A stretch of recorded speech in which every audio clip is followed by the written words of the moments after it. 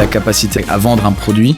C'est ça qui est le plus important en business. Je disais, mais je pense qu'on n'est pas loin. Tu vois, genre, let's go. Là, on va targeter Paris. On envoie 5000 mails. On fait de la pub à fond. On fait 2 events. Et c'est bon. Ouais, le passé détermine pas ton futur. Mais ça nous a quand même amené là où on est, tu vois.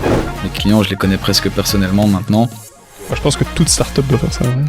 Jusqu'à 1 million de SCA, je pense qu'il faut être proche de tes clients. C'était assez physique, quoi, tu vois, parce que la cabine fait 250, 270 kilos. Nous, on a fait 2 installations à Paris, au 4e étage, où il n'y avait pas d'ascenseur. Je peux dire que c'était pas drôle, tu vois. C'est marrant parce que t'as vraiment appris sur le terrain. Souvent on se dit, il y a beaucoup d'entrepreneurs qui prennent peut-être un peu trop de temps justement à réfléchir à l'idée, à essayer de tout prévoir à l'avance, etc. Toi tu t'es directement dit, on va faire les installs. Si je signe avec vous et que je me foire, je suis viré, tu vois. Je pense que la meilleure marche à suivre qu'on aurait dû suivre, c'est...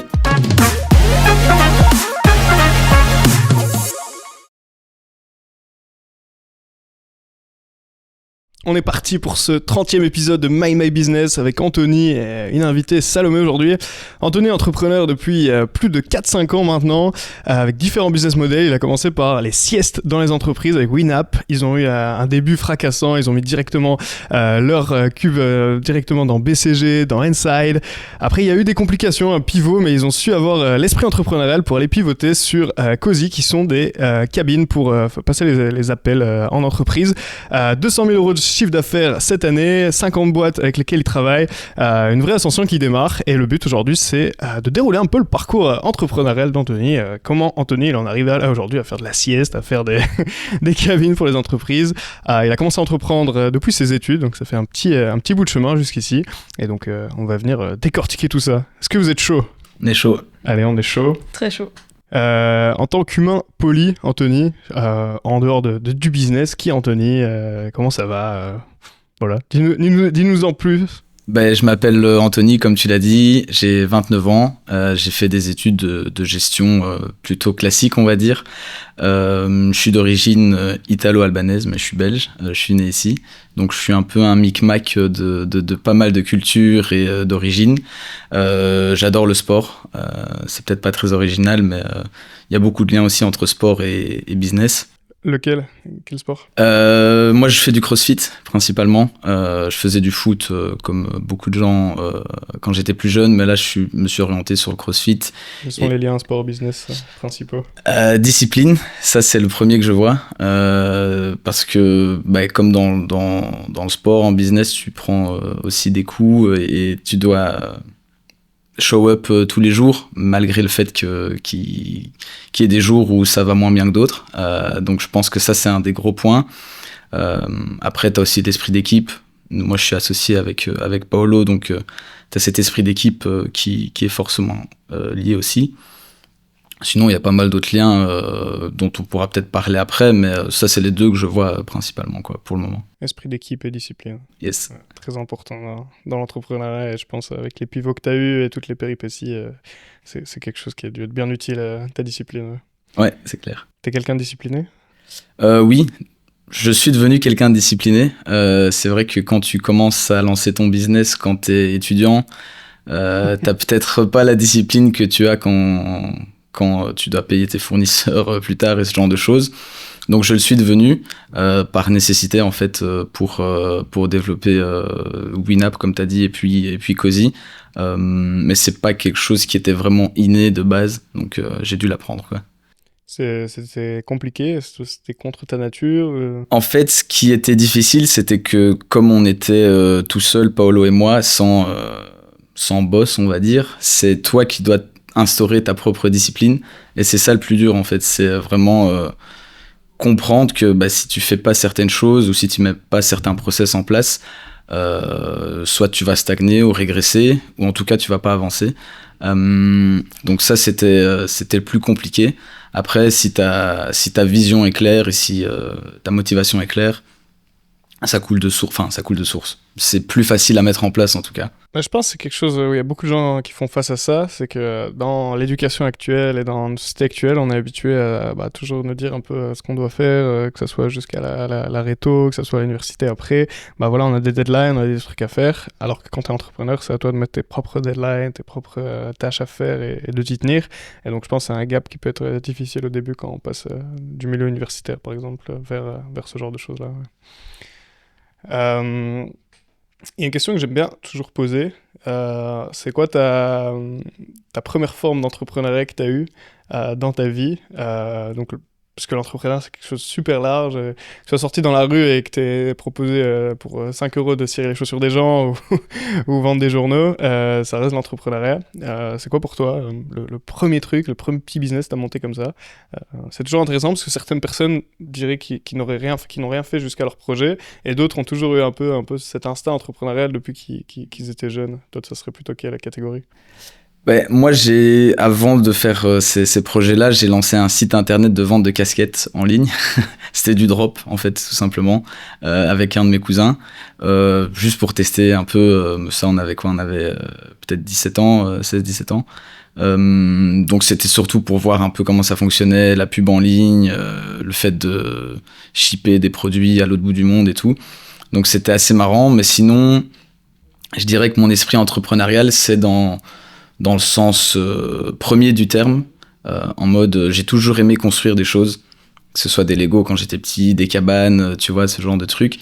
Et donc ça m'a j'ai toujours eu envie de construire, que ce soit des choses physiques ou moins physiques. Construire du Lego, construire des cabanes et construire un projet, tu penses que ça déclenche la même partie en nous? Je sais pas, mais avoir cette volonté d'avoir quelque chose de concret, tu vois, que tu fais de tes propres mains. Ça peut être entrepreneuriat, créer des meubles ou carrément créer un truc IA. Mais je pense que c'est venu de là à la base. Plus j'avais une famille d'entrepreneurs.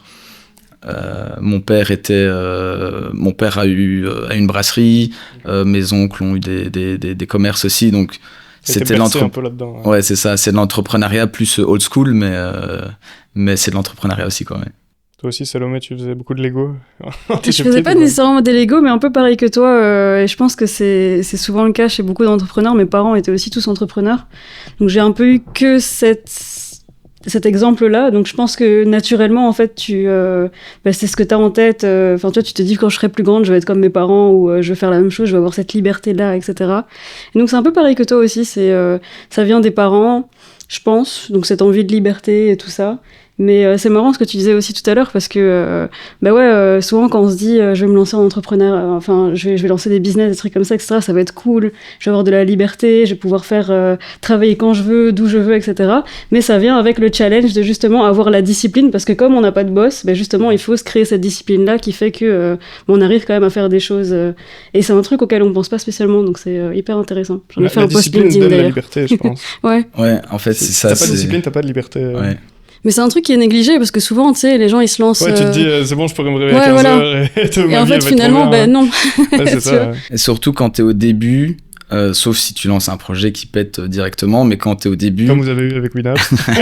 pendant quelques temps, mais quand t'es au début et si tu fais rien, il se passe rien en fait. Ouais. Et donc, t'as un peu l'impression d'être pas en vacances, mais tu vois, quand tu sors tes études, t'es en mode relax. Tu travailles 4-5 heures, tu te dis ok c'est bon, maintenant je vais me chiller, mais en fait tu vois vite qu'il n'y a pas de résultat derrière, puis quand tu essaies de mettre des choses en place et que tu les respectes, là tu vois que ça fonctionne. Et puis aujourd'hui la discipline elle est naturelle parce que juste t'as l'habitude après 4-5 ans. Ouais c'est ça, et puis t'as des obligations envers tes clients et tout, donc tu peux pas non plus te défiler quoi. Je pense pour encore faire un parallèle avec le sport comme ce que tu fais avant, au début c'est peut-être dur si t'as jamais fait de sport de ta vie, de se dire ok allez tous les jours ou tous les 2 jours je vais au sport, mais après 3, 4, 5 ans, la question de se dire est-ce que je vais aller m'entraîner aujourd'hui se pose même plus parce que c'est devenu une habitude. Et je pense le fait de travailler sur son projet, même si t'as pas forcément de deadline ou de trucs à faire, ça devient juste une habitude. Ok, aujourd'hui je travaille sur ma boîte, c'est tout, c'est comme ça quoi. C'est ça, c'est un peu ça a souvent une connotation négative, le mot routine, mais en fait, ça peut être très positif aussi. Hein. Avoir une routine, avoir des habitudes, c'est un peu ça, quoi, ta routine. T'es quelqu'un de routinier ? Pour certaines choses, mais Comme déjà de faire mon sport. Toujours même heure, même endroit Ouais, j'aime bien faire ça le mardi et le mercredi. Enfin, je fais 2 à 3 séances par semaine, mais si je dois en choisir 2, c'est surtout le mardi et mercredi soir. Je suis plus quelqu'un du soir que du matin. Donc ça, c'est une de mes routines. Sortir mon chien le soir aussi, de préférence. Avant d'aller dormir pour se vider la tête. Ouais, c'est ça. J'aime bien, dans les routines, me lever le matin et essayer de pas prendre mon tel pendant un certain laps de temps. Donc ça, c'est aussi une question de discipline que j'essaie de mettre en place. Mais ça reste compliqué aussi. Ouais.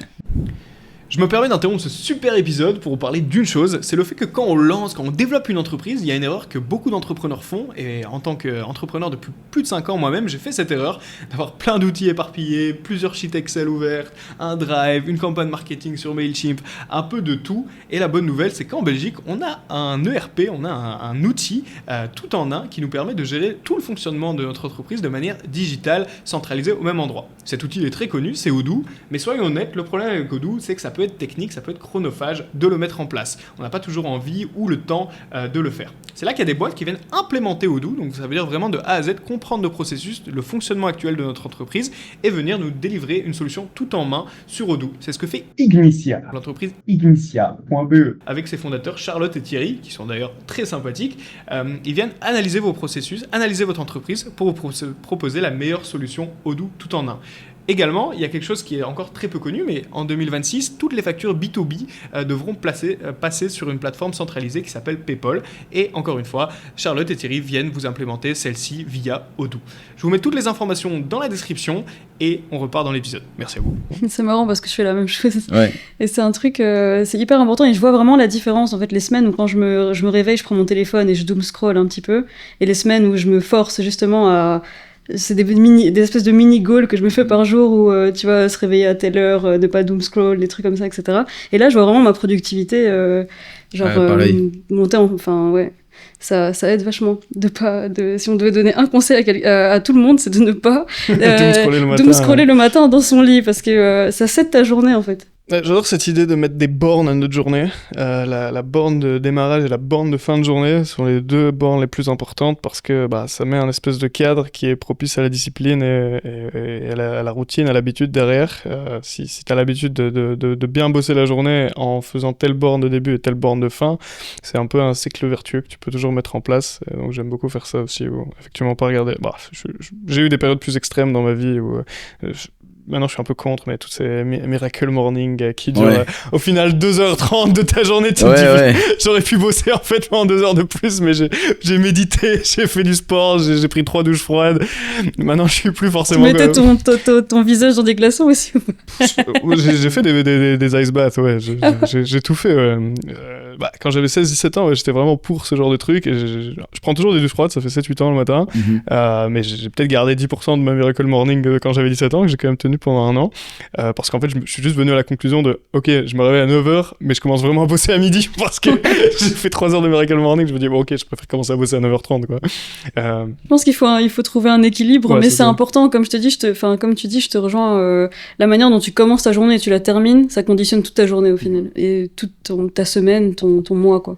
Mais la manière dont tu la termines, ça peut paraître un peu abstrait, mais moi je trouve ça un pouvoir fou, parce que quand tu la termines, dans un certain sens, tu visualises un peu ta journée du lendemain, et c'est tellement important. Je pense à encore des études qui sont un peu controversées, mais ce fait de visualiser sa journée le lendemain avant de se coucher, tu rêves un peu de comment va se passer ta journée, et je sais pas si c'est placebo ou pas, c'est un peu prouvé, mais c'est pas des études très poussées, parce que c'est toujours dur de quantifier le sommeil et les rêves, mais j'ai vraiment l'impression que quand tu rêves de ta journée et la veille tu penses à ce que tu vas faire, ça se passe vraiment mieux que si juste tu te laisses vivre un peu comme ça et chaque soirée est un peu différente.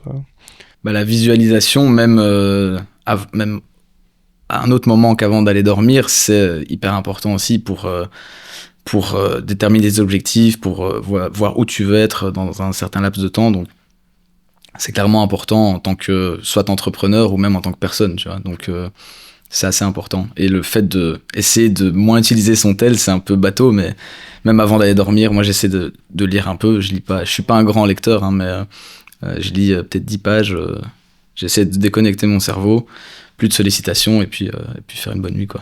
Non, je suis d'accord avec ça. Il y avait un truc que j'avais entendu vis-à-vis de la dernière chose de ta journée, mais surtout la première chose de ta journée. Si tu commences par des choses qui sont simples et confortables et agréables dès le début de la journée, comme aller scroller, tout le reste de ta journée sera un petit peu dans cette optique. Alors que si tu commences ta journée par quelque chose qui est dur, comme ne pas prendre ton téléphone, aller prendre une douche froide, aller faire un autre truc par exemple, ça te conditionne dans un espèce de... tout est relatif, et donc vu que j'ai commencé ma journée assez difficilement, tout le reste de ma journée est relativement simple à la manière dont j'ai commencé ma journée. Et ça, j'y crois, sur moi ça fonctionne bien. Tu parlais de... au début, quand tu te chill un peu, tu travailles 5-6 heures, puis après tu as des résultats et c'est motivant pour la suite. Mais quand tu n'as pas de résultats et ça se passe pas bien, donc on a un peu abordé ce pivot que vous avez vu de Winamp vers Cozy après 2-3 ans. Est-ce que tu peux raconter un peu les débuts? Donc, au début, c'était vraiment chouette, beaucoup d'excitation, des contrats avec des grosses boîtes. On parle quand même de BCG, de Inside, qui sont des boîtes multinationales. Comment s'est passé un peu la suite après ça? Mais donc, comme tu le dis, ça a commencé assez fort dès le moment où on a eu le produit. Donc, on a eu dans le mois ces 2 gros noms dont tu parlais. Et puis, on est arrivé à un plateau au niveau de l'attraction du marché, des résultats, du chiffre d'affaires et des ventes. Et donc, on a dû se remettre en question par rapport à ça. Ce qui est pas toujours facile. Ça nous a pris du temps de nous remettre en question. Là où, je vais dire, on a eu un avantage, c'est qu'on était 2 dans la boîte. Donc, on est assez similaires, Paolo et moi, mais il y a quand même 2 perspectives différentes qui rentrent en compte. Et donc, on a su prendre du recul par rapport à la situation. Ce qui est compliqué en tout cas pour nous, ce qui était compliqué, c'était le fait que on a créé un projet qui était un peu notre bébé, et tu dois c'est comme quelqu'un qui a un enfant, en fait. Tu dois prendre du recul par rapport à ton enfant, essayer de voir les défauts qu'il a, et comprendre en fait ce qui fonctionne pas sur tel ou tel point. Et là, on a eu l'aide aussi d'un coach dans un incubateur ici à Bruxelles, qui nous a permis de prendre ce recul. Donc ça, c'était Startit at KBC, ici à Bruxelles. Mais c'est vrai que ça nous a mis plusieurs mois avant de vraiment comprendre, se dire, ok, est-ce que c'est le produit, est-ce que c'est nous, est-ce que c'est le marché, est-ce que c'est le marketing? Enfin, il y avait tellement d'éléments à prendre en compte. C'est marrant la comparaison avec l'enfant. Ouais. Tu peux développer un peu ça? J'imagine que les gens qui regarderont comprendront, mais quand t'es en tout cas, de nouveau, je veux parler personnellement, peut-être que c'est pas pour tout le monde, mais quand tu crées un produit ou un logiciel, quand t'es entrepreneur, qui plus est, nous, c'était un produit physique, qui a mis plusieurs mois à arriver. Donc c'était vraiment comme le bébé qu'on créait avec Paolo, et donc c'était en mode Paolo. Bonjour à sa copine si elle nous entend, mais l'entrepreneuriat c'est comme un mariage, je pense. Paolo passe plus de temps avec toi qu'avec sa copine. Là ça fait déjà on était potes à la base, mais ça fait 5 ans qu'on se voit plus lui et moi que ma famille, que mon ex à l'époque, tu vois, que mes potes même en dehors. Donc c'est clairement un mariage. Et c'est un mariage qui a cool. On a eu un deuxième bébé. Le premier bébé était un peu handicapé, on va dire. Et le deuxième se porte mieux. Mais moi j'aime bien faire cette comparaison aussi, quoi. Dernier épisode avec Antoine de Balao, il parlait d'un truc qui était intéressant, c'est le piège de tomber amoureux de son projet. Comme tu pourrais tomber amoureux d'un enfant peut-être, l'enfant qui est un peu handicapé, comme tu dis, tu peux pas l'abandonner. Un projet qui est handicapé, tu peux le changer, tu peux le pivoter, tu peux l'abandonner d'une certaine manière.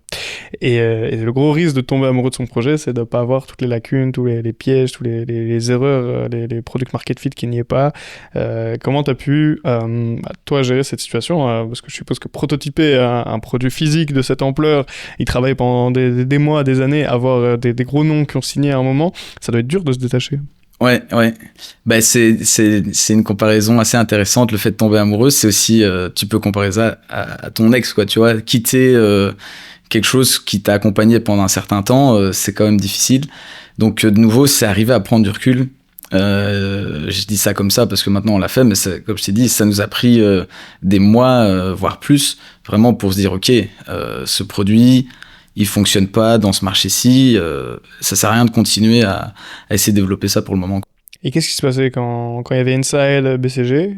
Pourquoi eux ont arrêté? Pourquoi vous n'avez pas su trop signer d'autres boîtes?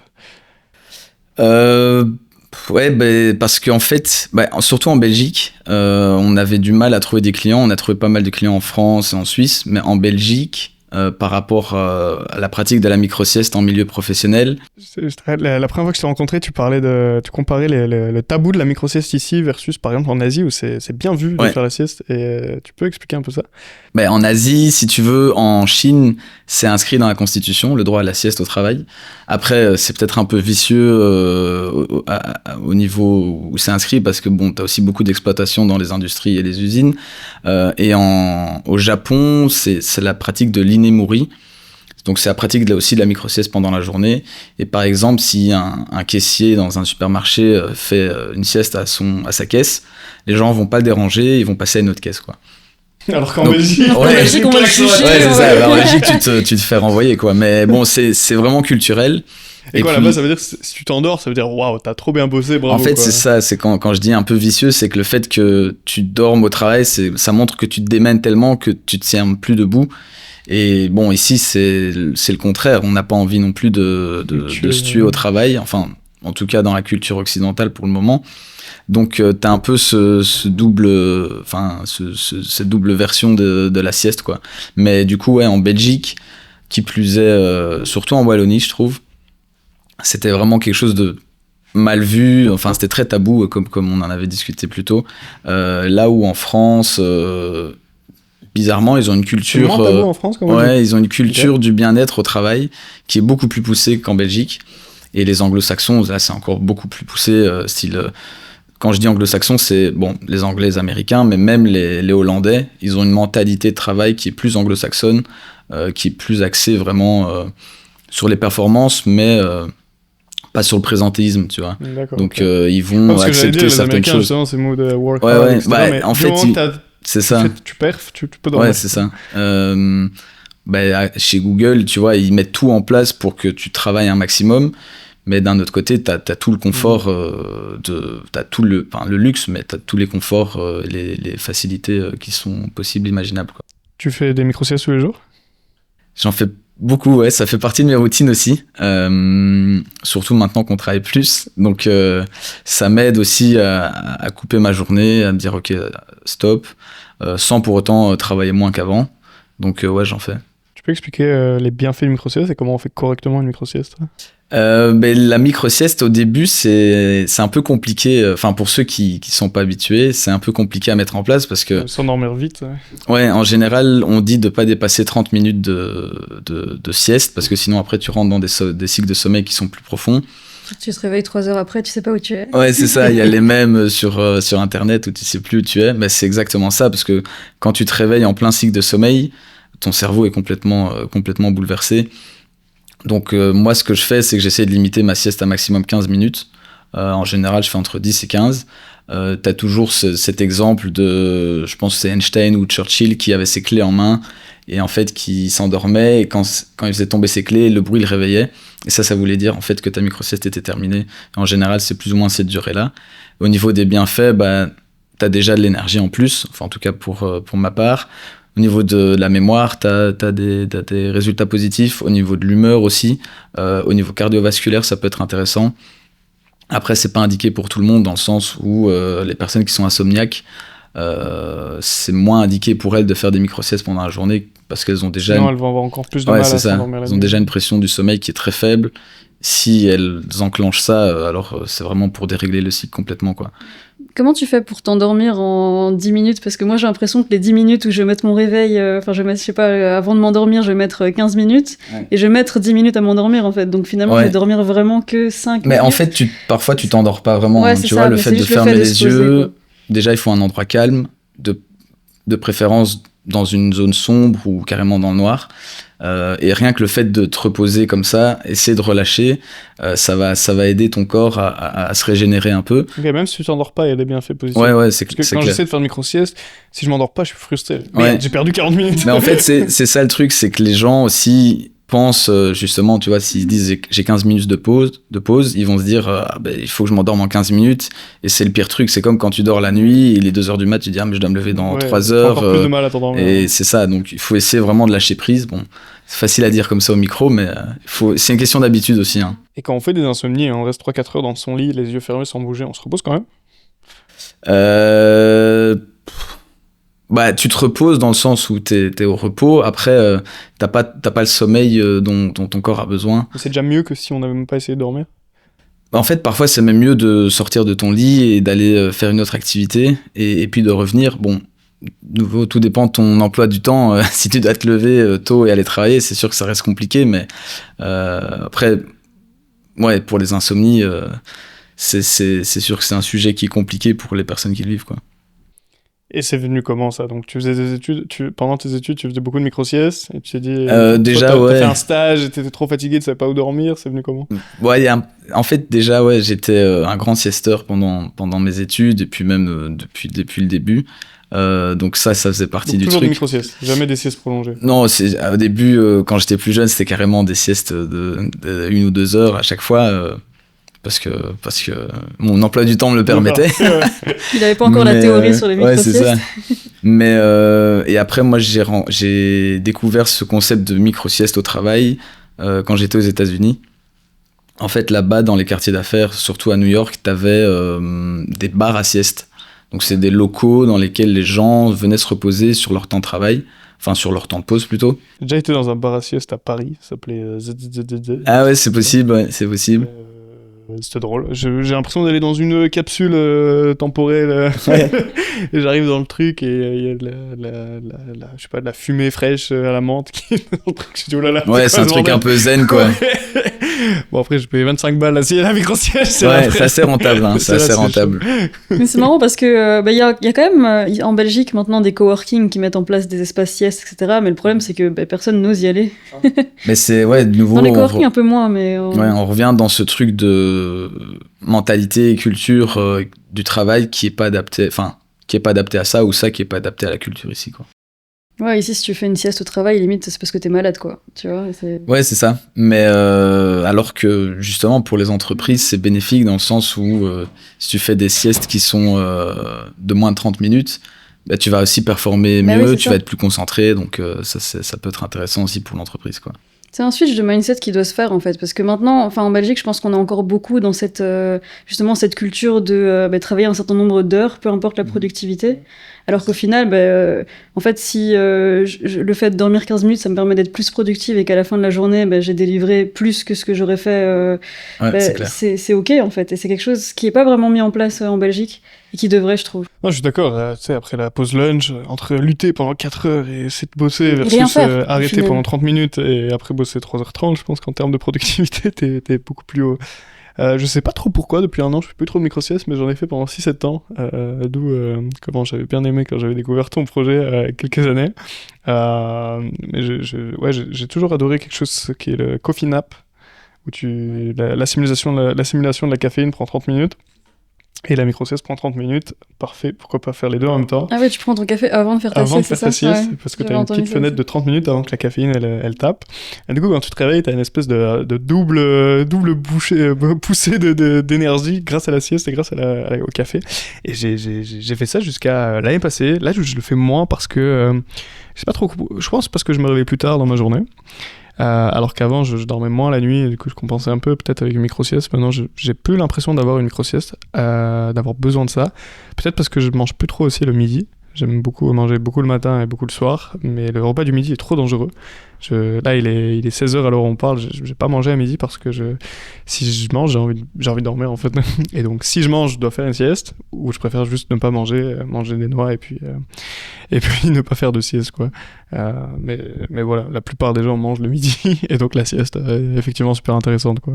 Toi, t'es un couche-tard, tu fais la sieste, tu te couches tard aussi? En fait, ouais, je suis un couche-tard. Bon, après, je me lève aussi assez tôt au final dans mon emploi du temps. Tu dors combien de temps la nuit? Je le calcule pas vraiment parce que en fait, ce qui est paradoxal, c'est que le soir, je mets du temps à m'endormir, tu vois. Mais les micro-siestes, tu les fais direct. Ouais, les micro-siestes, en fait, dans la journée. En fait, là, t'es juste j'arrive. un mec à sieste. Ouais, c'est ça, je suis un peu un mec à C'est sieste. juste des siestes toutes Ouais, les 2 c'est heures, ça. c'est bien. Non, mais à mon avis, si je calcule vraiment, je dois dormir 7 heures par nuit, 6-7 heures. Donc, ça va, tu vois. Mais quand tu vas dormir à minuit, tu te lèves à 6 heures. C'est un peu dur, non? Tu vois, c'est un peu dur. Donc, t'as la micro-sieste qui peut aider. Et il y a des gens, Mais- non, et ça, je trouve ça fou. Ouais, j'ai Il y a des des gens qui amis. vivent 2 fois plus que nous, j'ai l'impression, parce qu'ils dorment 4 heures par nuit, ils sont Ouais, très j'ai bien. des amis qui. Bah, chacun est différent. Hein. T'as des personnes qui ont besoin de plus ou moins de sommeil. Mais donc, oui, ça dépend. Je dors pas peu, mais je dors pas non plus 10 heures par nuit, quoi. Je crois que je t'ai coupé sur la question sur comment t'es venue l'idée. Tu faisais beaucoup de siestes. Ah ouais, non, ce que je disais, c'est qu'effectivement, je faisais beaucoup de siestes. Puis il y a eu mon voyage après Mareto, qui a fait que j'ai découvert ce concept de bar à sieste aux États-Unis. Et puis, j'ai voulu importer ça ici, en fait, en Belgique. Et quand on a commencé à travailler sur le projet avec Paolo, le seul bar à sieste qu'il y avait à Bruxelles venait de fermer. Donc ça nous a donné une indication, puis on a un peu parlé avec eux, et eux avaient switché sur des fauteuils de massage à mettre dans les entreprises. On est en quoi là, en 2020? 2020, ouais. Fin 2019, c'est vraiment le début de l'idéation et de la réflexion sur le truc. 2020, on postule dans un incubateur qui s'appelle Start Lab Bichek, ici à Bruxelles, avec cette idée, et puis on pivote peut-être quelques semaines après sur le concept de micro-sieste en entreprise, et c'est là qu'on commence à développer le cocon de repos. Puis il y a le Covid. Les siestes à la maison là. Ouais, c'est ça. Et donc là, on se pose la question de est-ce qu'on continue? Enfin, on ne sait pas, ça a duré quoi? 3 mois, 6 mois, 2 ans, on n'en sait rien. Puis on commence à travailler avec des hôpitaux qui, eux, continuent à travailler en flux tendu, en fait. Donc on se dit, OK, on va continuer là-dessus. Puis après le Covid, on a recommencé à travailler avec des entreprises, notamment Inside et BCG. Alors comment s'est passé ça? Comment vous les avez approchés? Comment vous avez su closer un deal avec des aussi gros groupes en tant que startup? Ouais, Inside, c'est par hasard. Ils sont arrivés sur notre site internet via le référencement. Ouais. Et ils ont écrit quoi? Je suis fatigué. Ouais, cocon de repos, Ah ouais, ils ont bien-être vraiment au travail. écrit ça? Ouais, c'est ça. Mais Incroyable. ils avaient un projet spécifique par rapport à ça, tu vois. Vous étiez pile au bon moment. Ouais, franchement, là, mais c'était juste quand on lançait après Covid, donc c'était en mode, OK, let's go, quoi. Vous avez bien développé votre SEO alors? Ouais, oui et non. Au final, on faisait quand même pas mal d'articles de blog, mais j'avais pas de connaissances particulières sur le référencement, les titres H1, ce genre de choses sur les pages et tout. Tu vois, le mapping de ton site, à l'époque en tout cas. Donc ça, c'était Inside. Et puis, ils sont venus tester et ils ont direct apprécié la solution. Et ce qui était cool avec eux, c'est qu'ils ont pris la décision directement, tu vois. Parfois, tu as des clients Enfin, il n'y a pas de petit budget, hein, mais disons que pour une grosse boîte B2B, 5 000 €, c'est pas énorme. Et tu as des clients qui mettent 2 ans à prendre une décision pour ça, tu vois. Donc, parfois, c'est un peu Le compliqué. problème avec les grands groupes, les cycles de vente sont pas adaptés à une startup. Ouais. 2 ans après, tu sais même plus si tu vas encore être en train de vendre la C'est même ça, chose. ouais. quoi. C'est clair. Mais c'est là aussi où tu as beaucoup d'entreprises qui avaient peur de signer avec nous par rapport à la délivrabilité de notre solution, quoi. Et BCG, là, c'est purement le réseau personnel. En fait, j'avais un de mes beaux cousins, en tout cas le mec d'une de mes cousines qui travaillait là. Puis ça s'est fait comme ça, de fil en aiguille, parce que eux avaient vu passer des infos via lui. Donc un peu de chance, mais ça prouve aussi que le réseau, en tout cas en Belgique, c'est super important. Chez BCG, ça doit être mal vu d'aller faire une sieste, non? Ouais, Ils sont quand même connus pour bien pousser les employés. Ouais, non ouais. Mais en fait, ce qui est pas marrant, mais un peu paradoxal, c'est que tu as beaucoup d'entreprises qui communiquent beaucoup sur le bien-être, mais après, dans les faits, En mode bullshit. tu vois, bon, je dis pas que Oui, BCG, c'est bullshit, loin de là. Mais c'est vrai que, par exemple, là, je pense que c'était peut-être plus mal vu que dans d'autres entreprises et dans d'autres secteurs, quoi. Ça c'est sûr. D'ailleurs, on les a pas gardés très longtemps comme clients, tu vois. Donc, ça pouvait expliquer ça aussi. Et là, à ce moment-là, c'était quoi? C'était un essai? Vous louiez? En fait, eux faisaient des actions bien-être à intervalles réguliers, tu vois, pendant 1 semaine, 2 semaines, 3 semaines. Et donc, nous, on était partenaires de ça. pendant qu'il faisait ses actions bien-être, quoi. Et Inside, là, c'était vraiment une installation. Ils ont encore le cocon. Eux, il est encore utilisé. Il y a même Vous savez un peu si c'est utilisé, là? Ouais, là, c'est vraiment utilisé à fond. Il y a des gens qui ouais. Et il y a même un gars qu'on avait vu un jour sur LinkedIn, et sa photo de profil, c'est lui dans le cocon. Donc un mec random, tu connaissais pas. Hein. Ouais, non. Tu scrolles et tu putain, c'est mon cocon. Ouais, c'était trop drôle. Donc ça, c'était un peu le petit clin d'œil, c'était marrant, quoi. Trop bien. Et puis les semaines, les mois avancent, et là, la prospection est un peu difficile. Et ça se passe comment cette époque-là? Ben là, donc après cette période faste, on va dire, très rapide, on se dit ok, on va commencer le mailing. On faisait pas trop de réseaux sociaux, c'était surtout sur le mailing qu'on s'était focus, parce qu'on s'est dit ok, on va cibler soit les RH, soit les hôpitaux, les infirmiers, soit t'avais même des postes qui s'appelaient Chief Happiness Officer, ce genre de choses. Et on se dit, ok, on va targeter ça dans les secteurs style Inside qui est plutôt IT, ou même BCG, c'était la consultance. Donc on s'est dit, ok, on va targeter ces deux secteurs-là. On a commencé à travailler aussi avec quelques cowork, mais vite, on s'est rendu compte que c'était compliqué. Tu vois, on vendait un cocon par mois, c'était pas tenable sur le long terme. Et on a fait ça quand même pendant 1 an, tu vois, parce qu'en fait, on avait aussi... on n'avait pas cette notion financière qu'on a maintenant. Moi, je suis toujours chez mes parents maintenant, mais à l'époque, je vivais chez mes parents sans charge. Et mon associé aussi. Maintenant, lui vit seul. Il vit de Cozy au jour d'aujourd'hui? On se rémunère très peu. Donc, il travaille... il a d'autres projets aussi sur le côté. Enfin, il est à temps plein sur Cozy, mais il a d'autres projets sur le côté. Donc, on se rémunère... full dessus, hein. Ouais. Enfin, on est tous les deux full, mais lui essaie de travailler dans ses temps libres. On se rémunère très peu, donc c'est pas parce qu'on fait 200 000 € de chiffre que tout d'un coup on roule en Porsche, ce genre de choses. Mais donc ouais, c'était compliqué pendant un certain temps parce qu'on n'avait pas cette notion financière. Et donc on se disait ok, bah peut-être que si on vend 2-3 cocons par mois, en fait on va savoir se payer. Alors que c'était pas du tout le cas. Même maintenant, on le voit bien, on est à 200 000 € de chiffre et on se rémunère que très très peu, ce qui nous permet pas de vivre concrètement. Et donc après on a intégré Startit à KBC, toujours avec ce projet Winap. On n'avait pas encore l'idée Cozy derrière.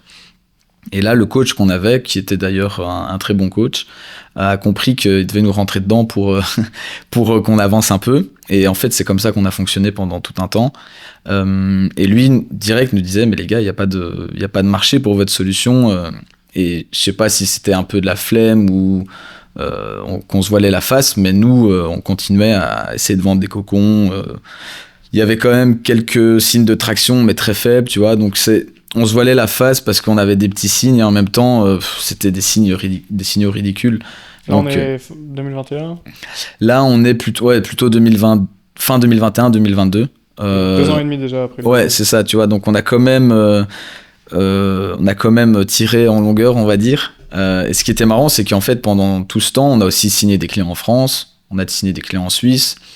Donc tu vois, il y avait quand même un semblant de traction à droite à gauche, mais c'était pas assez pour avoir un business pérenne sur le long terme. Je pense que c'est aussi pour ça que c'était peut-être difficile de se dire on pivote et on change, parce qu'il y avait quand même un tout petit peu, mais pas suffisant. Et c'est justement dans cette période de transition où tu as toujours l'espoir que ça va fonctionner, que tu vas trouver quelque chose, qu'il y a quand même des gens qui l'utilisent, il y a quand même des ventes. Moi, j'ai eu un peu pareil avec ma première aventure entrepreneuriale. C'était aussi, on a aussi fait traîner le truc 1 an, alors qu'on aurait peut-être dû arrêter plus tôt, parce qu'il y avait quand même des gens qui venaient naturellement, des gens qui l'utilisaient, donc on se disait peut-être que c'est le mauvais moment, timing, alors qu'au final, non, pas spécialement. Et comme tu disais tout à l'heure, je pense que c'est un vrai skills en fait pour un entrepreneur d'être capable de justement prendre du recul sur son ne pas être amoureux de son projet. Ne pas être amoureux de son projet, et vraiment, et surtout en dehors de ça aussi la capacité de prendre du recul et de se remettre en question aussi. Parce que parfois en fait, comme c'est toi qui as eu l'idée, t'as travaillé 2 ans dessus, donc il y a aussi ce côté pas de l'ego, mais personnel en Si, fait. un Ça peu, devient, ouais. en fait, ça devient un peu personnel. Mhm. Tu te dis, pivoter, c'est un peu comme un échec personnel, et donc c'est difficile à prendre comme décision. Mais c'est là où justement, c'est ce qui fait la différence dans beaucoup d'entrepreneurs et à succès, c'est qu'il faut savoir le faire, et même si c'est compliqué, et comme tu dis, c'est des périodes qui sont pas évidentes en fait. C'est ça. Et puis, tu dois aussi te dire que le passé d'un entrepreneur ou d'un business ne détermine pas ce qui va se passer demain, tu vois. Tu peux créer un autre projet alors que tu as raté 50 projets avant et créer une licorne. Donc, effectivement, prendre du recul, c'était dur sur le moment, tu vois, mais quand tu prends vraiment du recul et que tu arrives à le faire de manière sincère, tu comprends en fait vite que c'est Comment pas on viable. finance les performances passées ne présagent pas les performances futures. C'est pareil en Mais entrepreneuriat. c'est aussi une différence de culture aussi, parce que ça c'est très américain en fait, Ouais. de mettre en avant les échecs, alors qu'ici on a tendance à vouloir les cacher un petit peu et ne montrer que ce qui est bien, alors que justement je pense que c'est quelque chose qu'on doit nous aussi commencer à faire en Belgique. Je pense aussi, ouais. Et t'as aussi, ce qui a joué, c'est l'aspect financement aussi, tu vois. On n'a pas levé de fonds pour ce projet, donc forcément, ça a aussi coupé le truc. Mais d'un côté, c'était positif aussi, parce que si on avait levé des fonds, peut-être qu'on aurait continué encore jusqu'à aujourd'hui à se dire, OK, on va à fond dans le truc. Moi, j'avais toujours l'image de... Je sais pas si vous voyez, parfois sur Instagram ou sur Facebook, le gars qui creuse avec une pioche et t'as les diamants qui sont juste derrière, tu vois. C'est ça mais le il peut truc. creuser toute sa vie. Ouais, c'est ça. Mais c'est pour ça que c'est pour ça aussi que j'ai eu du mal à lâcher le truc. Et Paolo, si tu écoutes ce podcast, tu t'en souviendras. Je lui disais tout le temps ça. Je disais, mais je pense qu'on n'est pas loin. Tu vois, genre, C'est vraiment let's go. Là, on va targeter Paris. On envoie 5000 mails. On fait de la pub à fond. On fait 2 events et c'est bon. On va faire. Bon, au final, c'était pas la Ce vérité. truc de quoi. creuser les diamants, il y a une autre, dans la même idée, une autre métaphore, celle de l'ascenseur, où tu vas aller au 20e étage, mais t'attends l'ascenseur 1 minute, 2 minutes, 3 minutes. Et là, tu commences à avoir la petite pensée dans ta tête de te dire, bon, est-ce que je prends les escaliers ? Mais qu'est-ce que ça fait de moi si je prends les escaliers ? Ça veut dire que j'ai déjà perdu 3 minutes à attendre, et en plus, je vais me taper 5 minutes en escalier. Bon, allez, je vais attendre une autre minute, peut-être qu'il va arriver. Une 4e, une 5e, 6e. Puis après, peut-être t'as quelqu'un qui va passer, il va te dire mais l'ascenseur il marche pas. Et là, si t'es vraiment têtu, et tu vas dire non, il ment, c'est pas vrai, il marche. Et puis tu vas attendre une 8e, une 9e minute. Et je pense en entrepreneuriat, on peut facilement tomber dans ce piège de l'ascenseur, de dire il va arriver, c'est sûr, alors qu'il y a tous les signes qui nous prouvent qu'il va jamais arriver l'ascenseur et qu'il faudrait plutôt aller prendre une autre route, de pivoter pour arriver vers notre objectif. Mais je pense qu'il y a une grande part d'ego à ça, où, comme disait Salomé, on lie la réussite du projet à nous-mêmes, et quand la réussite ou la défaite du projet est corrélée à l'image qu'on a de nous et qu'on pense que les autres ont de nous alors que c'est faux, c'est beaucoup plus difficile de pivoter et de prendre du recul pour prendre des bonnes décisions. Et je pense que c'est pareil dans tout, que ce soit une relation de couple ou un projet. La première fois que ça se passe pas bien, tu le prends très personnellement alors que c'est simplement la relation ou le projet entrepreneurial qui n'était pas fait pour toi, où justement le pivot est pertinent pour la suite. Mais je pense que ça a dû être compliqué à ce moment-là de se dire ok, les 2 ans et demi que j'ai passé à essayer de faire en sorte que les employés fassent des siestes, est-ce que c'est à la poubelle ? T'as l'impression que oui, alors que pas du tout, parce que t'as rencontré plein de monde et t'as appris plein de choses. Ça t'amène enfin, tu vois, on dit que, enfin, ce que je disais tout à l'heure, c'est en mode, ouais, le passé détermine pas ton futur, mais ça nous a quand même amené là où on est, tu vois. Donc, c'était intéressant aussi de rencontrer, effectivement, d'autres acteurs du secteur, commencer à parler aussi avec des dirigeants, forcément. Et puis au niveau de l'industrialisation et de la fabrication, ça nous a appris pas mal de trucs qui nous ont amenés sur Cozy aussi, quoi. Ça peut paraître bullshit, mais en vrai, oui, c'est comme on dit, il y a pas d'échec, il y a que des apprentissages. Ouais, c'est clair. C'est réel c'est clair. finalement. Non, je suis d'accord. Anthony, toi, tu m'as rencontré il y a 4 ans, et je faisais rien à voir, je faisais pas de tech, je faisais pas d'IA, je faisais pas de podcast, je faisais des salades. C'était mon premier projet, on peut le qualifier comme ma première relation, qui était un peu toxique parce que le stade de mon projet était à 100% lié à comment je me sentais. Et donc, quand le projet allait pas bien, j'étais pas heureux, et quand le projet allait bien, j'étais très heureux, et ça je pense ça a été un des gros apprentissages que j'ai dû faire, c'est décorréler un peu l'état de ton projet versus toi comment tu te sens personnellement, et ça je pense qu'il n'y a que en forgeant qu'on devient forgeron vis-à-vis de ça pour justement ne pas tomber amoureux de son projet et rester une entité personnelle et garder ton projet sur le côté Ça a été quoi les premiers steps de ce pivot? Comment on pivote en pratique? On écoute le marché, ça c'est le premier truc. En arrivant à prendre du recul déjà. Comment on pose les bonnes questions? Comment on est assez au contact des gens pour écouter son marché? Ouais. Alors nous, une de nos forces, c'est qu'on est très proche de nos clients, tu vois. Mes clients, je les connais presque personnellement maintenant. Donc, je pense que toute startup doit faire ça. Ouais, c'est ça. Jusqu'à 1 million de SCA, je pense qu'il faut être proche de tes clients. Tu dois... Moi, en tout cas maintenant, même avant, j'ai un client qui a un problème. Je prends ma voiture, je vais chez lui, je regarde le problème, je règle le truc dans les 24 heures. J'essaie vraiment d'être réactif et proche des gens, tu vois. Parce que ta réputation, après, elle te précède et c'est chaud.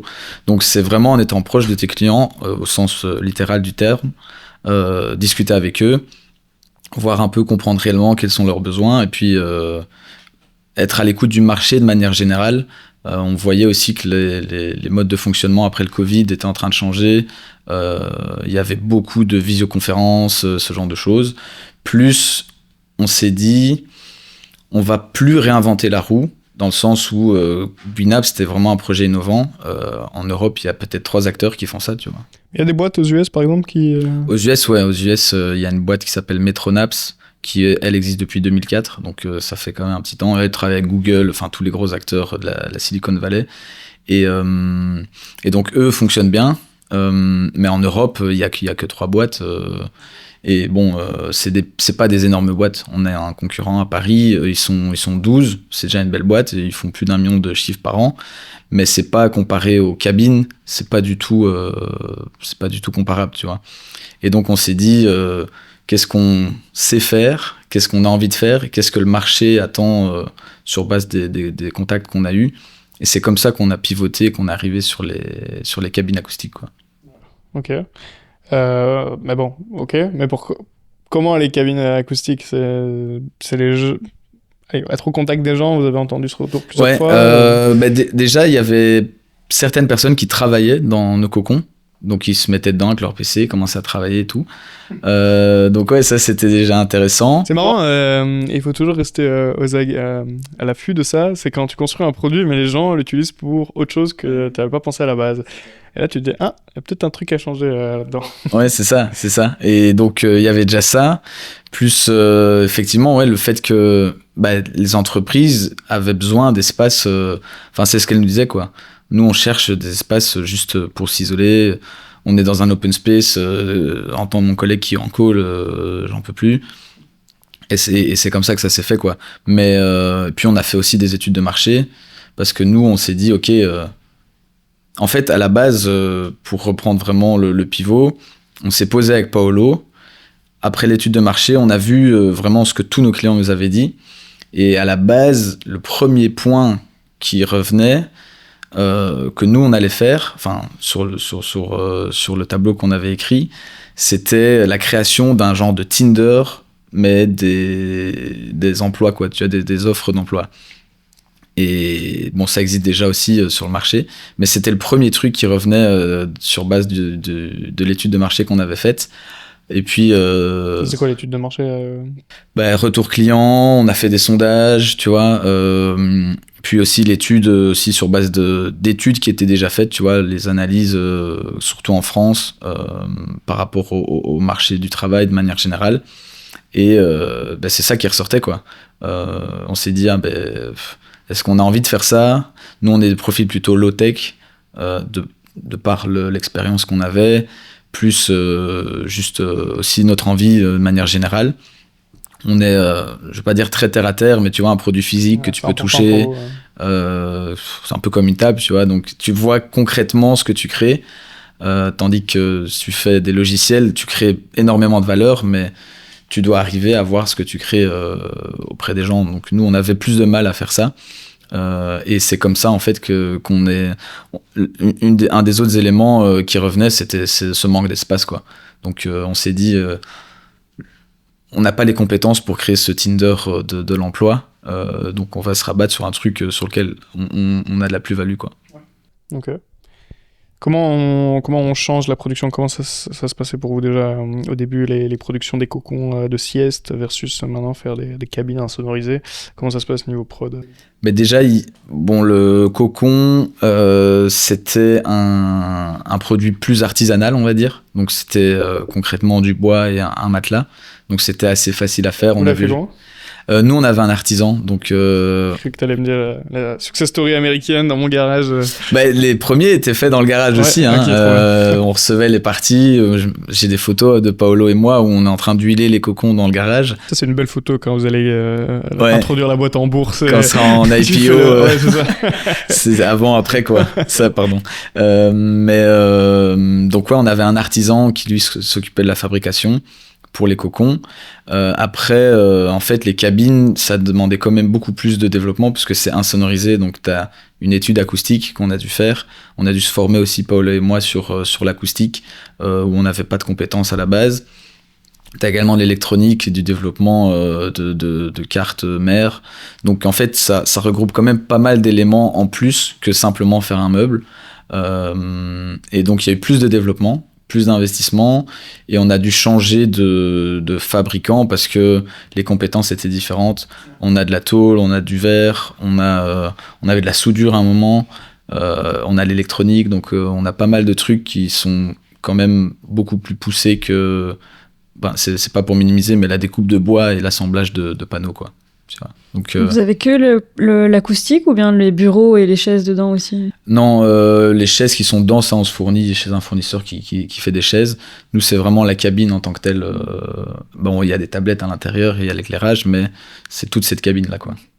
Tu me disais en off au début, c'est 110 € HTV alloués le mois et 4600 achetés, c'est ça? Autour de 4500, 4600 hors TVA à l'achat, ouais. Okay. Pour les 1 place. Après...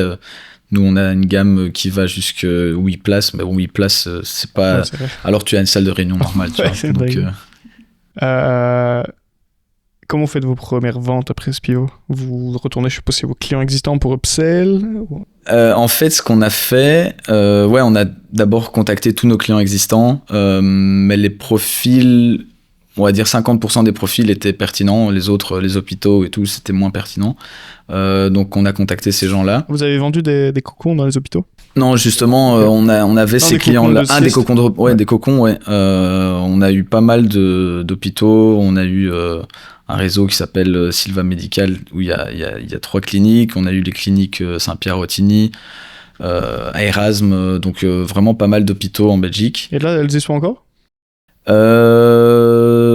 Non, dans les 2 premières que j'ai citées, non. Erasme, c'est toujours là. Donc, tu vois, c'est aussi un peu plic-ploc. Trop bien, je peux aller me faire une sieste à Erasme après. Ouais, c'est ça. S'ils te laissent rentrer dans la salle de sieste, ouais, tu peux. Mais donc, on a contacté nos clients historiques, on va dire. Puis, en fait, on a rapidement fait un prototype qu'on a mis dans un coworking à Bruxelles.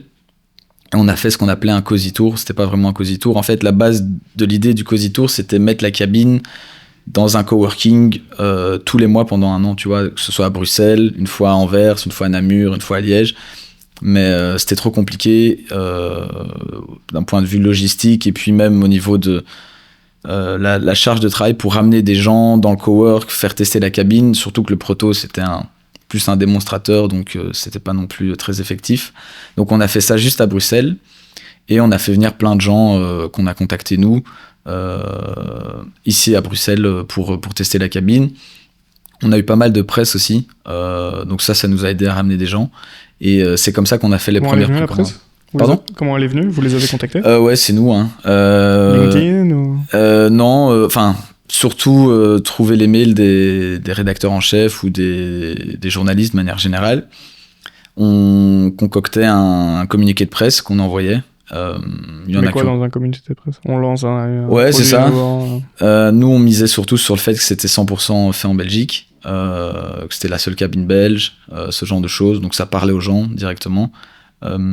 Et puis c'est bombarder les mails et il y en a qui répondent et après essayer d'agripper les gens qui répondent et c'est comme ça qu'on a trouvé nos premiers clients. Donc ça c'était en février de l'année dernière. La logistique ça se passe comment ? Logistique, au début, on faisait tout nous. Donc, Comment installation. tu mets un cocon dans ta voiture? Non, bon, on louait des camionnettes, tu vois, ou des camions, des petits camions. Mais ouais, c'était assez physique, quoi, tu vois, parce que la cabine fait 250, 270 kilos.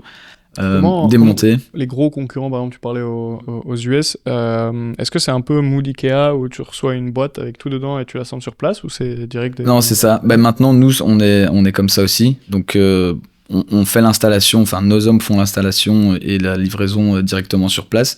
Mais c'est livré en kit, c'est 6 parois. Et tous les concurrents font ça. Et vous travaillez avec un service tierce de livraison, ou c'est tout en interne Non, en fait, si tu veux, dans la boîte, on n'est que 2, Paolo et moi. On sous-traite la production, on sous-traite tout, en fait. Mais oui, donc on a des professionnels qui travaillent avec nous pour l'installation, parce qu'ils ont un lift et tout. Nous, on a fait 2 installations à Paris, au 4e étage, où il n'y avait pas d'ascenseur. Je peux dire que c'était pas drôle, tu vois. Mais bon, ça fait partie de l'apprentissage aussi. Tu vois ce qui va pas. Au moins, tu comprends qu'il faut des installateurs professionnels, que ça passe pas dans tous les bâtiments. Tu dois faire une visite pré-chantier pour être sûr des accès.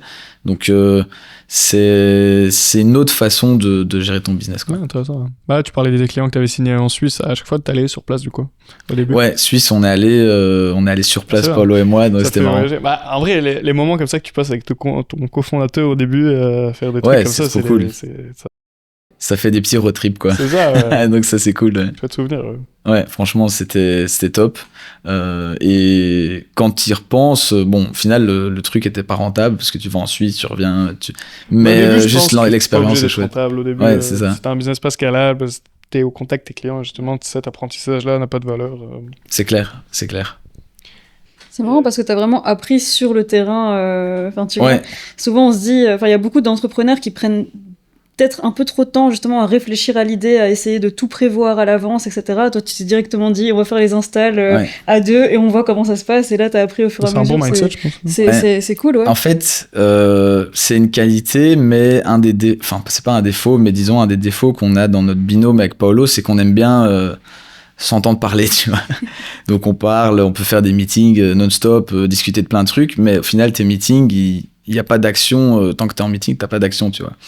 Donc parfois on se dit ok, il faut juste tester un truc, le faire, et après tu verras en fonction des résultats qui sur le terrain, qui sortent. Pas en Google Meet. C'est ça, ouais, c'est ça. Super bon mindset. Donc je pense que c'est un truc que les entrepreneurs devraient mettre en place assez rapidement, c'est tester, comme on dit, tester ton marché, c'est... Tu vas chez les clients, tu sonnes, tu dis voilà. Au 4e étage, tu vois, c'est de la merde, ok, faut exact, changer. ouais, en préservant ton dos de préférence. Vous allez dire, tu te casses un peu le dos et puis t'apprends. Ouais, c'est ça. Au jour d'aujourd'hui, comment ça se passe? Je crois que tu m'as dit que c'était principalement de la vente, moins que de la location. Ce qui est un problème, je pense, aussi pour une boîte, parce que du coup, vous devez toujours avoir de plus en plus de clients versus un revenu que vous avez de manière récurrente d'un mois à l'autre pour assurer vos charges, assurer vos salaires. C'est quoi l'évolution que vous avez envie de prendre dans le futur proche? Nous, un des objectifs, c'est de devenir un acteur majeur en Europe au niveau des cabines acoustiques. Donc, c'est quand même un objectif ambitieux. Pour donner un exemple de comparaison, nos concurrents directs à Paris et à Berlin, ils sont 40 dans chaque boîte et ils font entre 20 et 25 millions de chiffre d'affaires par an. Et qu'est-ce qu'ils font mieux que vous? Ce qui est marrant en plus, c'est que, surtout à Paris, c'est exactement le même profil que Paolo et moi. Donc, c'est 2 personnes qui sortent des écoles de commerce. Eux ont un peu plus d'expérience parce qu'ils ont travaillé avant, mais il y a un des fondateurs qui va s'occuper de tout ce qui est back-end. Il va générer des leads, mettre en place des systèmes, et l'autre, c'est plus le gars qui va closer les deals, être en la face de la boîte, quoi. Ouais.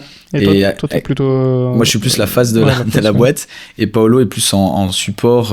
Et il m'a dit... qui prospecte et qui... Ouais, prospecter, on fait vraiment à 2, mais c'est lui qui met des systèmes en place pour amener des leads et ce genre de choses, tu vois. Et donc, c'est vraiment des profils similaires. Eux ont commencé quand même il y a 7 ou 8 ans, donc ça remonte un peu. Donc ils ont plus d'expérience, ils sont arrivés dans un marché qui était plus jeune aussi, où il y avait plus de parts de marché à prendre. Ils ont levé plus d'argent que nous, Bon, c'est pas une excuse parce que ceux à Berlin n'ont pas levé d'argent, tu vois. Donc, C'est ils sont dans vos objectifs de lever? Ouais, là, c'est un objectif qu'on a. Et ce qui est difficile dans le hardware slash Patek, c'est de lever de l'argent parce que la scalabilité est complètement différente. Ça dépend de votre modèle. Si vous êtes vraiment sur un modèle mensuel de location, ça devient plus scalable d'un coup. Ouais, c'est ça. Mais c'est quelque chose qu'on veut mettre en place. Hein. Le leasing, on a des partenaires qui le font. Et il n'y a pas moyen d'avoir une solution hybride de vente et puis une espèce de maintenance que vous facturez par mois ou... Ouais, c'est clairement une source de revenus qu'on pourrait mettre en place, qu'on n'a pas encore mis en place, mais c'est clair que ce type de réflexion sur la diversification des revenus, autre que simplement vendre un produit en fait, sans rien derrière. Parce que là, s'il t'appelle 3 mois après, tu vas y aller, non? Ouais, pour l'instant, c'est vraiment... on garantit les cabines 2 ans. Donc, on a eu des coups où les gars ont pété les portes. On n'a pas commencé à réfléchir parce que, tu vois, tu pourrais dire, ok, mais à qui est la faute? Si ça se trouve, le gars a mis un coup de chaise dedans, c'est plus de sa faute. Tandis que s'il y a un défaut dans la cabine, c'est plus de la nôtre. On n'a pas cherché à réfléchir, on a dit, ok, on change les portes, comme ça on est sûr que tout se passe bien entre nous. 2 semaines après, il vous rappelle, les portes sont encore ça. cassées là. Pour l'instant, je touche du bois, il nous a pas rappelé, mais ouais, donc c'est sûr que les sources de revenus, la diversification, ça va être important. Comme je disais, nous, on veut être un acteur majeur en Europe. Et en fait, là, ça va passer par notre augmentation au niveau du processus de vente, quoi. Notre amélioration, pardon. Et c'est là où nos concurrents sont assez forts. C'est qu'eux, ils ont cette capacité à vraiment vendre en masse. Surtout Berlin, ils ont un positionnement plutôt low cost. Donc eux, c'est vraiment faire du volume via la pub et ce genre de choses. C'est un peu le Ryanair des cabines. Donc ça fait le taf. Tout le monde s'en plaint, mais ça fait le taf, tu vois. Et tout le monde l'utilise. Donc c'est un peu ça. Et les Français sont un positionnement un peu plus haut de gamme que les Allemands. Mais c'est aussi beaucoup dans le volume.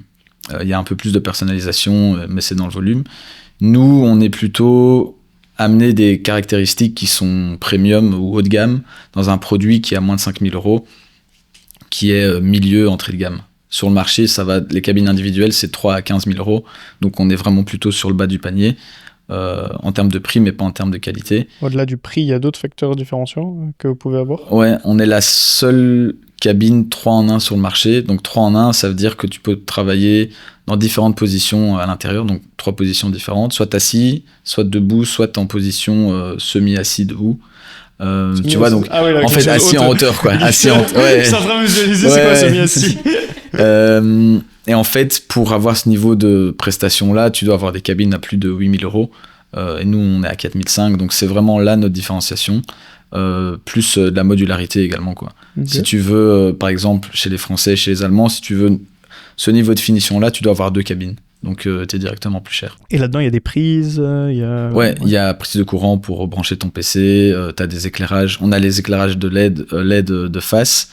T'as une ventilation active, justement pour aérer la cabine.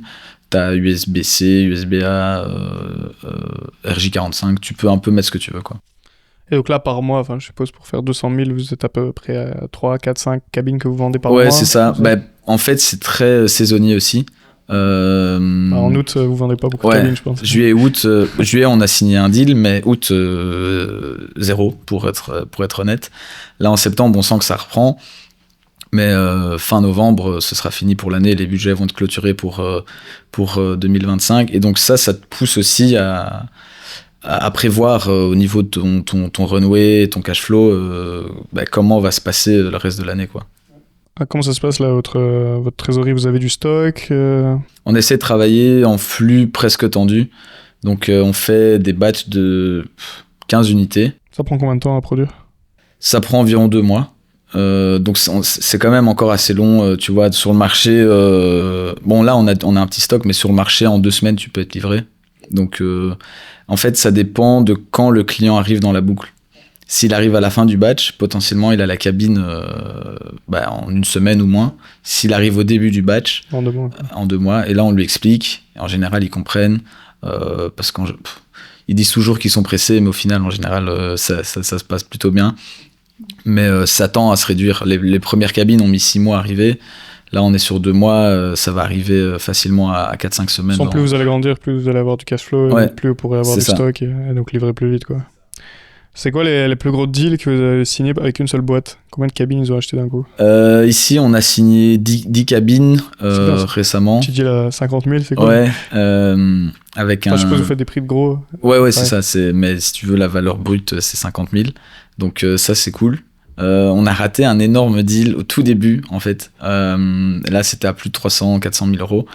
Et en fait, ça nous a appris pas mal de trucs parce qu'à l'époque, on n'avait que le prototype.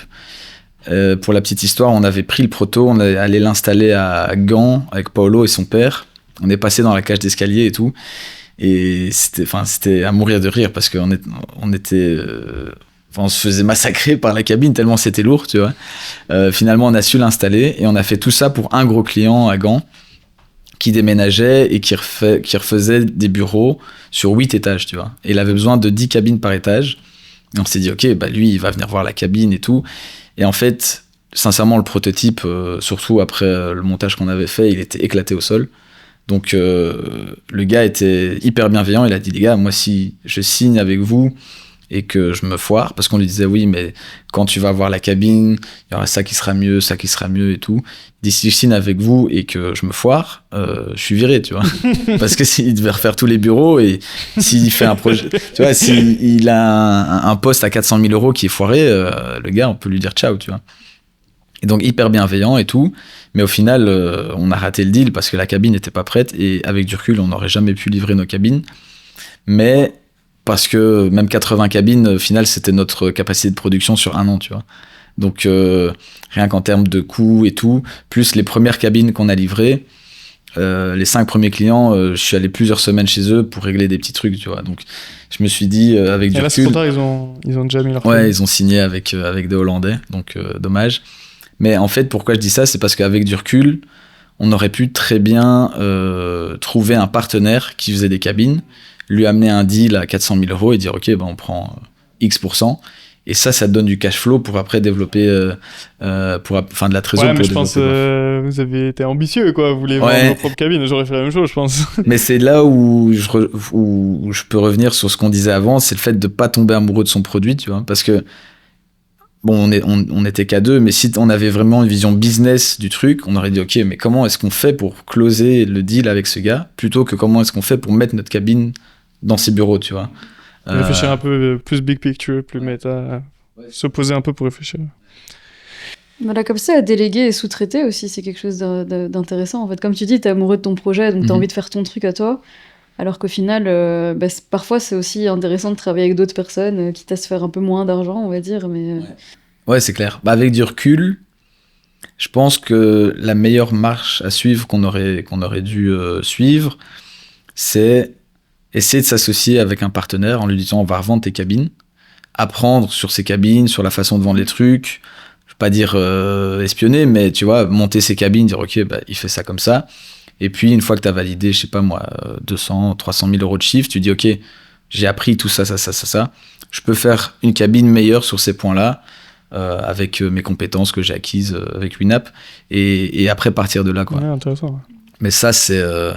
avec du recul, on l'a appris ça comme ça, quoi. Donc, c'est aussi intéressant. Et à terme, si maintenant je devais relancer quelque chose d'autre, je pense que c'est comme ça que je ferais.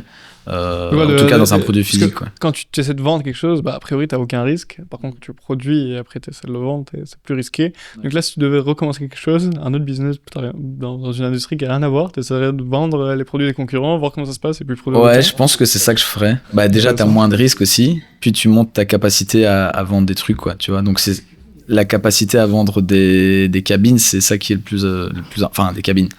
À vendre un produit, c'est ça qui est le plus important en business. Tu vois, t'as le syndrome de l'ingénieur en mode où les gens vont créer un produit pendant 3-4 ans parce qu'à l'instant où ils ont commencé à le développer, ça répond à un besoin sur le marché, et puis 3 ans après, ça répond pas à un besoin, tu vois. Donc c'est essayer de vendre, et puis après, tu apprends... et je pense que même dans la vie de tous les jours, la plus grande capacité ou compétence à avoir, c'est savoir vendre, quoi. Savoir vendre un produit, savoir te vendre toi...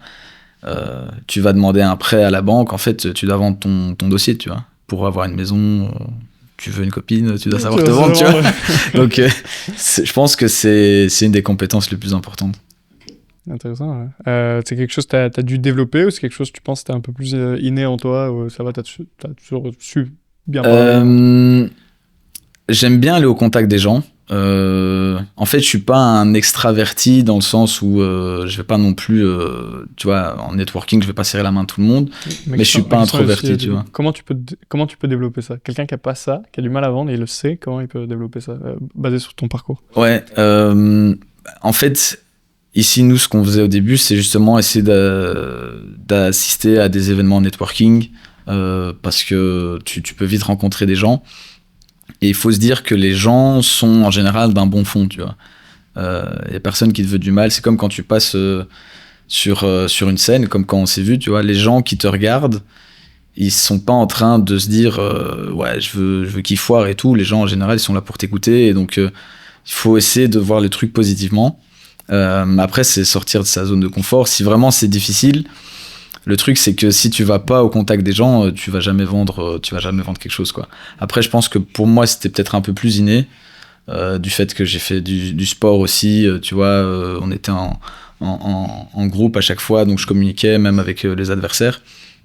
Donc t'as ce truc un peu peut-être inné, mais vendre, ça se développe aussi, tu commences à comprendre les gens, tu dois te donner de la crédibilité toi-même, parce que tu arrives en tant que student face à des chefs d'entreprise et tout, tu dis putain, purée, pardon. Chez BCG en plus. Ouais, c'est ça, tu dis, le gars, enfin tu vois, il a travaillé à New York et tout, et toi t'arrives avec ton petit meuble en bois, tu vois. Donc c'est parfois intimidant, mais tu dois te donner de la crédibilité. Si tu te donnes pas de la crédibilité directement, c'est ça qui peut casser le truc aussi, quoi. Ouais, tu te donnes de la crédibilité. Et puis aussi, je rebondis sur ce que tu as dit, parce que j'ai eu un peu la même expérience. Il faut aussi se rappeler que les gens en face de toi, c'est que des humains. Mm-hmm. Peu importe si c'est le CEO de BCG ou machin, c'est un être humain. Il a aussi été...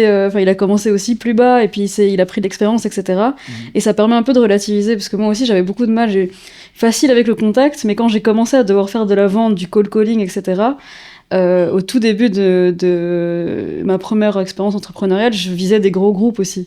Et en fait, prendre son téléphone et essayer d'appeler le CEO de machin, tu te dis, mais j'ai pas... La première fois que j'ai fait ça, ça a sonné, puis j'ai raccroché. Ouais, c'est ça, tu vois. T'as peur, t'as pas envie d'appeler, t'as ton téléphone dans ta main et t'oses pas appuyer sur le bouton vert pour appeler. Alors qu'au final, comme tu dis, tu te donnes de la crédibilité. Et aussi, au pire des cas, il est busy, il te dit non, mais ça reste une conversation avec un être humain, peu importe son niveau dans la boîte, en fait. Ouais, et au final, t'es obligé de passer par là. Je pense qu'en tant qu'entrepreneur, on est tous passés par là. Prendre ton téléphone, appeler un gars, commencer à stresser, tu raccroches et tout. Mais t'as le truc aussi, par exemple, pour le call call, ou même si tu essaies de parler à un gars à un event ou dans la rue, même s'il réagit mal et qu'il t'insulte ou quoi, au final, c'est 10 secondes sur ta journée. C'est ça. C'est pas 10 secondes enfin tu vois, c'est comme si tu dis c'est une journée qui va déterminer le reste de ta vie. C'est pas comme ça que ça fonctionne, quoi. Donc arriver à prendre du recul par rapport à ça aussi. Ça détermine ni ta journée, ni ta vie, ni toi-même et ton produit ou ce que tu vends ou quoi que ce soit. C'est juste une interaction parmi 1000, en fait. L'événement auquel on s'était rencontrés, c'était un événement YouStart, un club qui n'existe plus mais qui avait pour but de promouvoir l'entrepreneuriat. J'avais 18 ans, je pense, c'était ma première année, et on m'avait dit trouve des sponsors. Je dis ok, je trouve des sponsors. On me donne une liste comme ça, on me dit appelle les gens, demande. Je dis ok, bon. Premier truc et tout, je me dis oh putain, ils ont le numéro de Too Good To Go Belgique, trop bien, c'est la patronne en plus. Je mets le numéro sur mon téléphone comme ça sonne, et puis elle répond. Non, rien. J'ai raccroché direct. Je dis faux numéro. Tu l'as rappelé après ou pas? J'ai rappelé. Quand ça sonne, t'espères qu'il répond pas, tu vois. Ouais, ce truc aussi, ouais. Je te jure, j'avais ça au début aussi. Mais moi, j'ai enregistré mes premiers call. Magnifique. J'avais la voix qui tremblait et tout. Puis je les ai envoyés à mes potes, ils étaient morts de rire, tu vois. Mais bon, tu dois passer par là. Et c'est comme ça qu'on apprend, parce que plus tu fais, plus ça devient facile et tu dédramatises le truc, en fait, tu vois. C'est clair. Non, je suis d'accord avec ça. T'as une question que j'adore poser, mais c'est génial parce que de toi-même, tu as répondu, c'est qu'est-ce que tu changerais à ce que tu as vécu. Il y a cette anecdote avec ce deal à 300-400 000 euros. Est-ce que tu as d'autres choses qui viennent en tête comme ça où tu regardes le passé? Je sais pas, est-ce que le pivot, tu penses qu'il est venu trop tardivement? Est-ce que, avec l'expérience que tu as aujourd'hui, est-ce que tout ce que tu as accumulé comme knowledge, comment tu refaçonnerais un petit peu ton aventure? Ouais, effectivement, sur le pivot, de nouveau, arriver à prendre du recul beaucoup plus rapidement par rapport à une situation. Donc ça, je pense que c'est clairement... on aurait pu gagner 1 an, tu vois, facilement sur ça. Pas un truc que je changerais, mais l'association, c'est hyper important. Tu vois, moi, Paolo, c'est un de mes meilleurs potes. S'associer avec son meilleur pote, parfois, c'est à double tranchant, c'est comme travailler en famille. Nous, ça se passe bien, mais ça aurait pu, tu vois, complètement foirer. Surtout quand t'as de l'argent qui rentre en jeu, les gens peuvent changer. Pour l'instant, c'est pas le cas, tu vois, mais on verra quand on aura fait 1 million de chiffres. Donc l'association est vraiment hyper importante. Sinon, un truc que j'aurais changé... je veux pas faire le mec banal ou quoi, mais tu vois, tout ce qui m'est arrivé a fait qui je suis, on va dire. Donc, sincèrement, je pense pas que je changerais énormément. Pas changer, mais si tu devais reprendre de zéro, avec le knowledge que tu as maintenant, tu ferais quoi différemment? Je prendrais plus de risques plus rapidement, tu vois. Surtout en étant plus jeune. J'ai toujours le soutien de mes parents, mais en ayant vraiment le soutien à l'époque, je vais dire, j'avais aucun risque à me planter sur ça. J'ai pas de truc précis en tête, vraiment, mais c'est le fait de prendre plus de risques, que ce soit en entrepreneuriat ou même aller dans la vie de tous les jours, tu vois. T'as rien à perdre au final. Hein. Surtout dans nos pays, le pire qui peut arriver, c'est ça, tu vois. Avoir un logement social. Waouh, le pire truc, c'est ça. Tu vas pas mourir. Tu vois, ça pouvait même être partir vivre à l'étranger. Enfin, j'invente, mais c'est vraiment prendre un max de risques. Après, c'est mon profil. Hein. Je sais que tout le monde n'est pas comme ça, mais donc je dirais ça plutôt. Trop cool. On arrive tout doucement à la fin. C'est quoi la suite que tu as envie de voir pour Cozy? Quelles sont les actions que tu implémentes là maintenant ou dans un futur proche pour que ça arrive? C'est quoi un peu la suite? On parlait vite fait de la levée de fonds, mais la suite ici, disons, sur la fin d'année, c'est préparer ça. Essayer de trouver les bons partenaires pour nous accompagner là-dedans et ceux qui croient vraiment au projet. Donc ça, c'est un gros step pour nous. L'autre step, c'est comment passer de 50 cabines à 250 cabines sur l'année. Donc c'est scaler notre business model et notre sales engine, on va dire. Comment vous allez faire pour scaler ça? En fait, nous, on utilise des outils, enfin, c'est un peu la mode de l'IA, mais on utilise des outils IA qui permettent de détecter des signaux auprès de nos cibles. Par exemple, un gars qui déménage, un gars qui engage des gens, un gars qui écrit j'ai besoin de cabines sur LinkedIn ou sur les réseaux. On a des outils qui vont détecter ça. Et après, les gens sont contactés automatiquement sur base de ces signaux. Donc, c'est vraiment scaler ça. Parce que c'est du volume là-dessus, quoi. Ouais, c'est ça. Au bon moment. Ouais, ça, c'est hyper important. Et un autre point, c'est diminuer nos coûts de production pour commencer à travailler avec des partenaires revendeurs. Parce que, on le voit chez nos concurrents, ça peut monter jusqu'à 50% de ton chiffre d'affaires. Donc, c'est pas ouais. Et c'est pas négligeable. Et en général, les revendeurs, ils t'apportent des plus gros deals. Les revendeurs, c'est quoi? C'est les agents immobiliers? Non, pas spécialement. C'est plutôt tout ce qui est design de bureaux, des bureaux d'architectes d'intérieur, des bureaux immobilier commercial, tu vois, ce genre de choses. Et eux vont t'apporter des deals peut-être entre 20 et 100 cabines.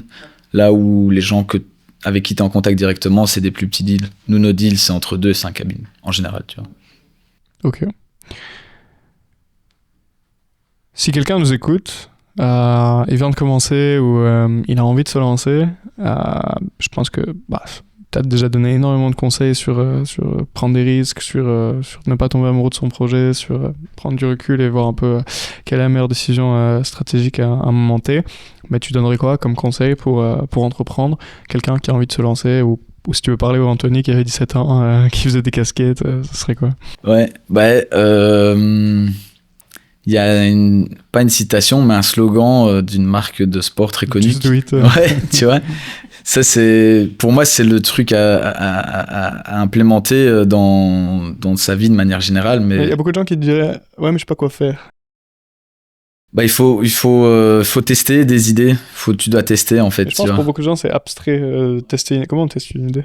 En fait, en tant qu'entrepreneur, la mission première d'un entrepreneur, c'est essayer de résoudre un problème que tu rencontres dans la société ou dans la vie de tous les jours, tu vois. Donc ici, le problème, c'était les gens n'ont pas d'espace pour faire des appels. On va créer des espaces pour ça. Ça peut être, je sais pas, enfin, tu vois, moi, je suis dans l'aménagement de bureau maintenant, donc je suis plus focus là-dessus. Mais ça peut être tellement de trucs. Et parfois, il faut pas réinventer la roue, quoi.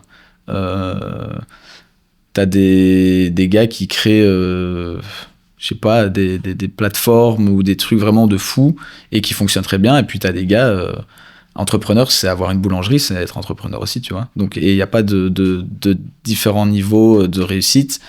C'est juste... et faire quelque chose que t'aimes aussi. Ça, forcément, ça paraît un peu bateau, mais si tu fais quelque chose que t'aimes pas et que tu dois te lever tous les jours pour le faire, tu vas pas tenir un an pour le faire. Donc, se lancer dans un truc qui te parle, avec des gens avec qui tu t'entends, ça, c'est vraiment important. Et de nouveau, je vais dire, mais prendre des risques, quoi. Au plus t'es jeune, au plus tu dois prendre des risques. Ouais, t'as rien à perdre. En vrai, on a très peu de choses à perdre dans la société, je trouve. Donc, c'est ça. Bon pour y aller. Trop bien. Anthony, on peut te retrouver, je crois que sur LinkedIn. Anthony, ouais. Ton nom est un peu compliqué. Ouais. Kolhaj. Pas loin, Koljaj. Ok, voilà. Koljaj, alors ça se dit. Ouais. Ok. Anthony Koljaj. Vous avez cozy.be. Le site internet, c'est cozyboost.com. C'est KOSY B de Béatrice OOTH.com. Voilà. Sinon, Cozy, si tu tapes Cozy Boost sur Insta. Ça va, le SEO, il sort quand même le nom du site. Ouais, c'est ça. Cozy Boost sur Google, Insta, LinkedIn, ça sort aussi, quoi. Trop bien. Bah, moi, ce que j'ai vraiment aimé, c'est on voit que ça fait plusieurs années que t'es dedans. Et donc, j'ai vraiment envie là, que ça pète. Et je pense toi aussi. Merci. Et Paolo aussi. Ouais. Ça fait 5 ans là. Plusieurs pivots, beaucoup d'aventures. Des bons souvenirs. Vous êtes allé en Suisse, vous avez montré des immeubles à Paris, vous avez trimballé des booths dans des bureaux à Gand, et il s'est passé plein de trucs. Donc franchement, une discipline déjà qui est impressionnante. Donc voilà, j'espère vraiment que la levée de fonds, qui est pas forcément indispensable, mais si elle se passe, c'est que du bon va en découler. Et voilà, j'espère que dans tous les bureaux que j'irai dans ma vie, je trouverai des cosy à un certain moment. Ouais, c'est ce qu'on espère aussi, ouais. Voilà, je sais pas si tu postes beaucoup sur LinkedIn, si on peut suivre un peu l'aventure. Ouais, je poste assez souvent. Bon, c'est principalement sur l'aménagement de bureau, donc c'est pas sexy pour tout le monde, mais... suive ton aventure entrepreneuriale, en tout cas. Donc voilà, suivez Anthony, Yes. plein de choses qui vont arriver, et j'ai bien aimé la discussion, merci. Merci à Salomé d'avoir intervenu avec nous aujourd'hui. C'est ton premier podcast? C'est mon premier podcast, ouais, merci voilà, à toi. Cool. Merci à vous deux, c'était vraiment chouette. Merci à Arnaud pour la prod. Merci.